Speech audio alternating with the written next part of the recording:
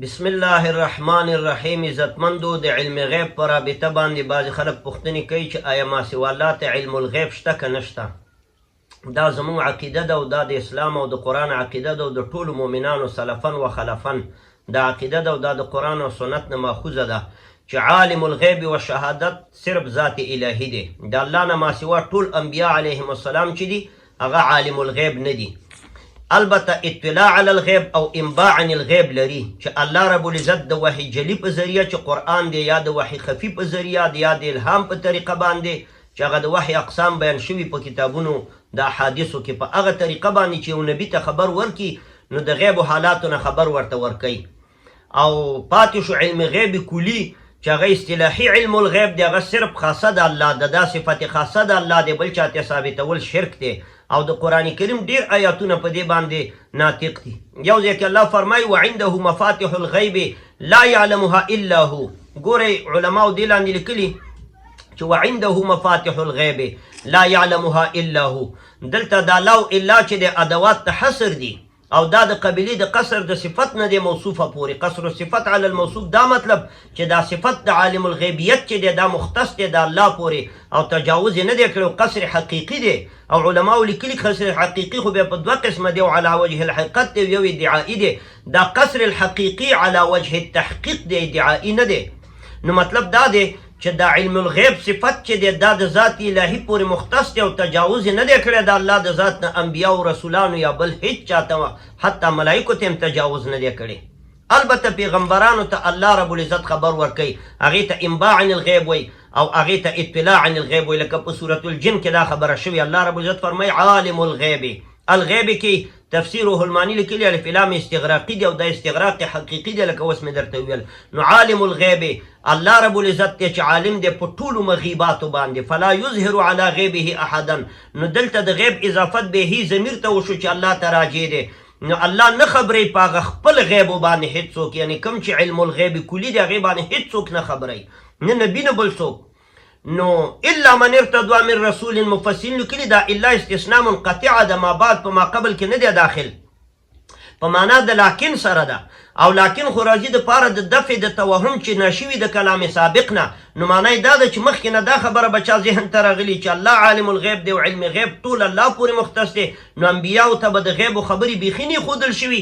نو الله د دې توهم د دفع دپاره ویل چې نه انبیاو ته الله د غیب و خبرې ښیي، ځکه د نبي او د غیر نبي من کې فرق هم دا دی.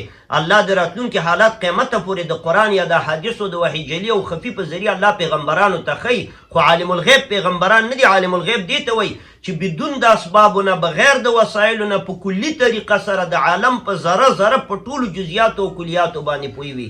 او دا صفت صرف په ذات الهي کې دی. نو الا من ارتضى من رسول فانه يسلك من بين يديه ومن خلفه رصدا. الله وایي چې کوم پیغمبر زه وټاکمه نو ملایکې راولېږم مخکې وروسته تنې ښي طرف او چپ طرف ناستې وي او جبریل امین ورته قرآن لولي یا هغه آسماني وحي لولي. نو دا وحي په ذریعه باندې د بعضې غیب و حالاتو باندې زه پوهې کمه. پاتې شو عالم الغیبیت دا صفت خاصه د باري تعالی دی. دې کې متعدد آیاتونه دي عزتمندو، احادیث مبارکه هم دي. په سورة لقمان کې الله رب العزت فرمایي ان الله عنده علم الساعه. دا علم الساعه هم په مفاتيح الغیب کې دی. کله مشکات شریف حدیث دی چې 5 مفاتيح الغیب دی، یو پکې علم الساعه دی. خاص الله سره علم د قیامت دی. او بیا اخره کې وایي وما تدري نفس ماذا تكسب غدا وما تدري نفس بأي أرض تموت. دا نفس نکره ده او په سیاق د نفي کې واقع شوی چې په دې کې نبی علیه السلام داخل شو. هیڅ نفس په دې نه پوهېږي چې سبا له به څه کوم. نو په دې عموم او استغراق کې نبي کریم صلی الله علیه وسلم داخل شو. البته استثنایی صورت هغه دی چې الله ورته خبر ورکړي، یا د الهام یا د وحي په ذریعه یا د کشف په ذریعه یا منامي وحي یا یقظاني وحي یا روعي وحي، هغه اقسام د وحي چې دي تر څو چې الله نه خبر ورکړي بذات خود هېڅ پیغمبر په دې نه دی خبر چې سبا به څه کوم.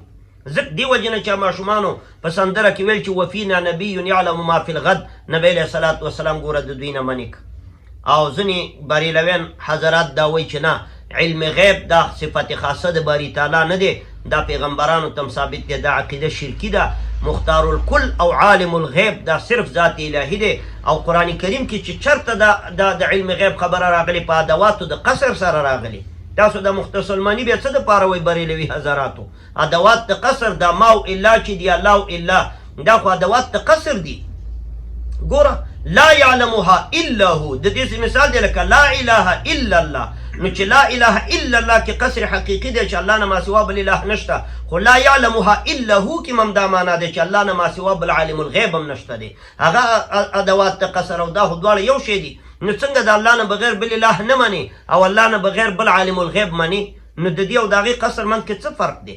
عزتمندو، دا زمونږ او ستاسې د جمهور علماو عقیده د سلفن او خلفن چې عالم الغیب و شهاده دا صفت د باری تعالی دی، هغه پورې خاص دی.